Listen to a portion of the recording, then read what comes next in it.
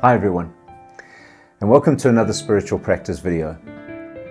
This meditation, of course, is part of our series on loving others more deeply that we're looking at this month.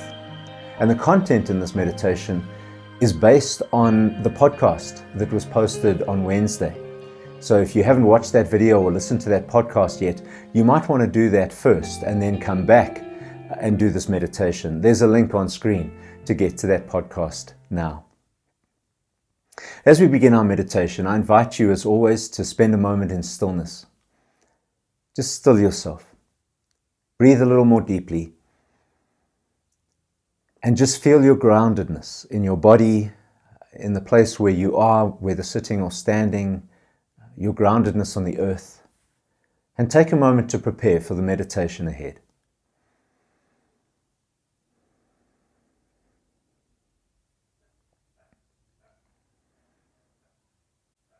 And now if you have a candle, you may want to light that candle as a focus and as a way of transitioning into this time of meditation.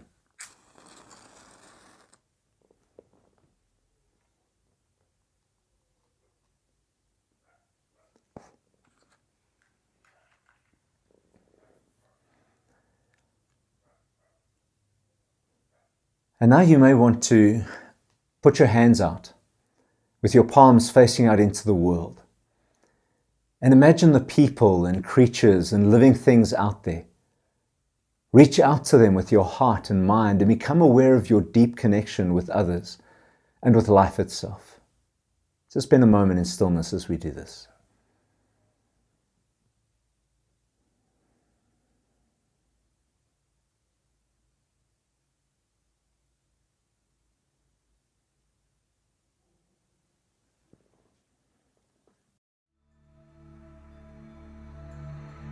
And now as we begin moving into the space of meditation, let's become more mindful of our connectedness with one another.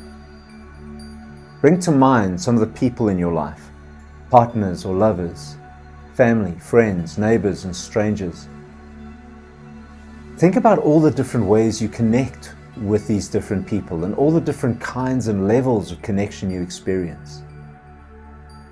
Reflect for a moment on how this sense of connection helps you to feel and act lovingly towards these people.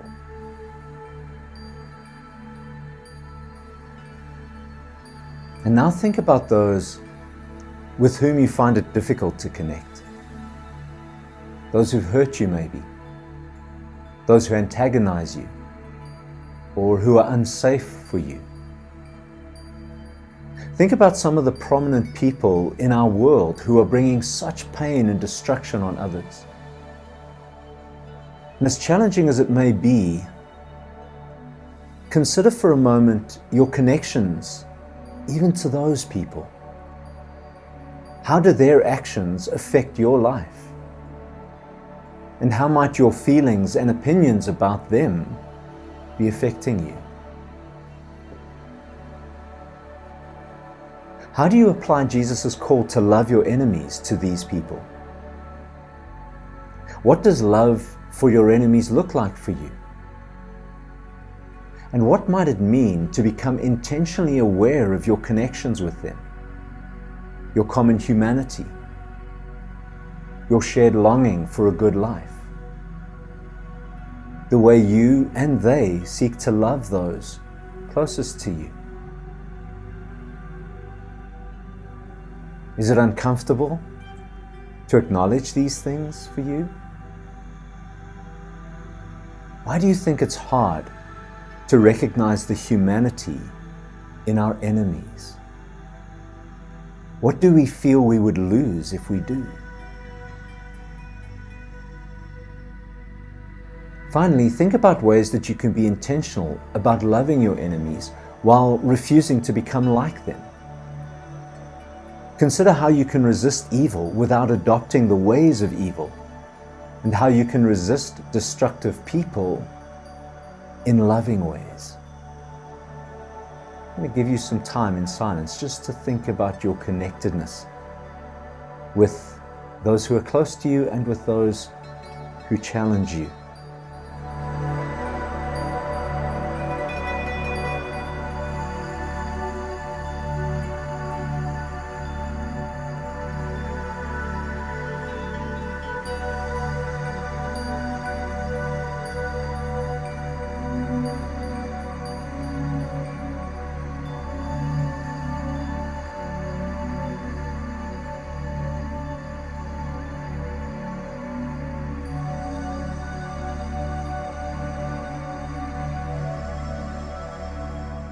And now, let's think more deeply about our connectedness. What systems are you a part of? Try to imagine the networks of relationships and influence and domino effects that run through your life. Think of them as a web that connects you to others and to the world. And now try to imagine your web as part of a much bigger collection of webs, of greater systems that influence these smaller systems that directly affect you. And as you visualize these webs of connection, notice your mental, emotional, and physical responses to them and to their connection with your life.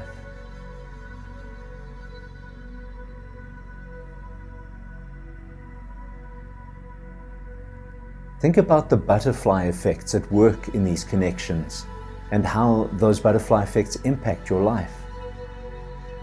How small things that are done maybe very far away from you can impact you in significant ways.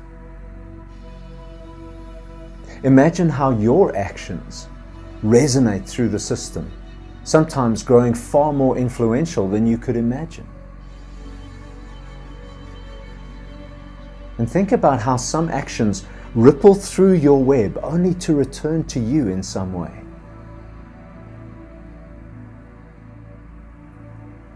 Notice where you might be resisting the influence of these systems on your life. Become aware of any area where you've not realized the impact of your actions and attitudes on others.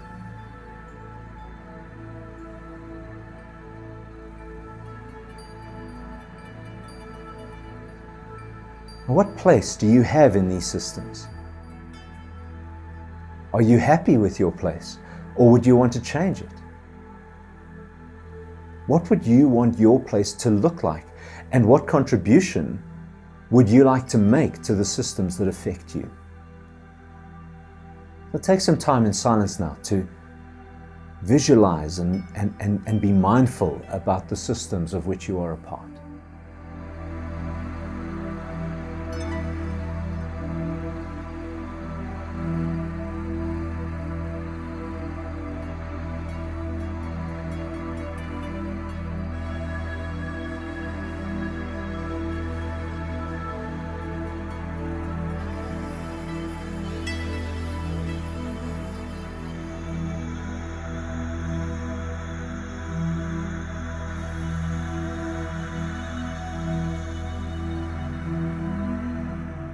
Now finally, spend some time looking within and acknowledge any areas in your life and in your world in which you are standing against others in unhelpful ways.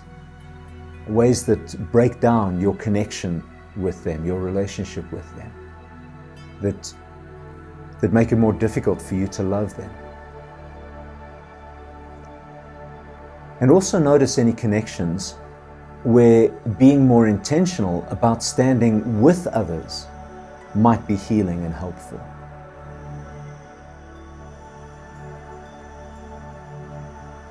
You may want to think about one person in particular that you'd really like to connect with more deeply.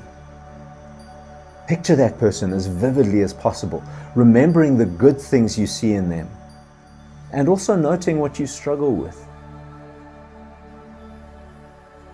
And now look within yourself again and try to see how these qualities are also in you. The qualities that you struggle with in the other person as well as the good ones. Maybe they're there in a different way inside of you, but they're present within you nonetheless.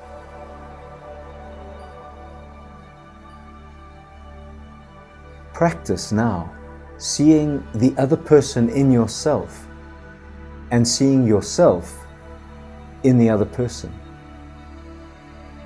And consider the language you most easily and habitually use in communication with them and in communication about them or thinking about them. Would you want to change that language? Would you want to use some of that language even more?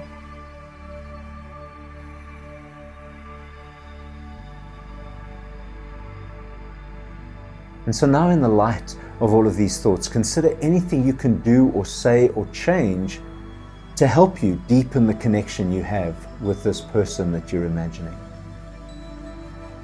When you've done that for a while, consider how you can expand what you've learned to apply to other people in your life as well.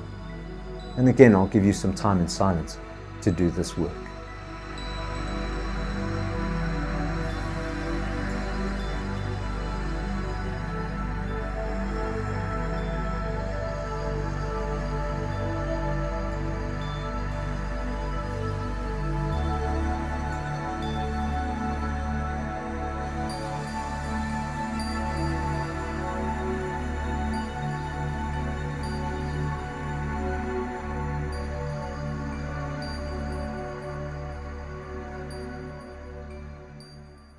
Now, as we respond to this meditation, I invite you to journal any insights, questions, thoughts, and commitments that stood out for you.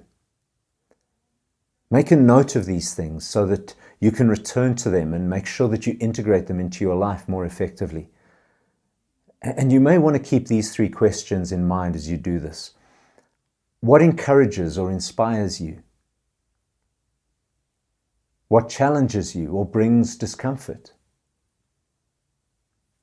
What will you commit to doing?